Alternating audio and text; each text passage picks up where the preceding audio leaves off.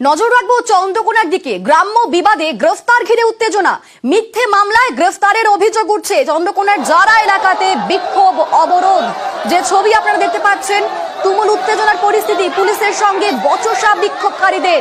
চন্দ্রকোনায় রাজ্য সড়ক অবরোধ, ক্ষীরপাই আরামবাগ রাস্তায় অবরোধ, সকাল থেকে অবরোধে থমকে যান চলাচল। আর পুলিশ যখন সেখানে যায় রীতিমতো সেখানে বিবাদে জড়িয়ে পড়েন পুলিশের সঙ্গে বিক্ষোভকারীরা।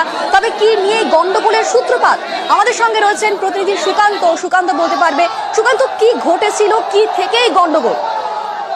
দেখুন, বিক্ষোভকারীরা যেটা জানাচ্ছেন যে মিথ্যাভাবে অভিযোগ করা হয়েছে এবং সেই অভিযোগের ভিত্তিতে পুলিশ এক যুবককে গ্রেফতার করেছে। আর সেই যুবককে মুক্তির দাবিতেই কিন্তু এই অবরোধ করছেন গ্রামবাসীরা। প্রায় শতাধিক মানুষ গ্রেফতার করা হয়েছে সুকান্ত।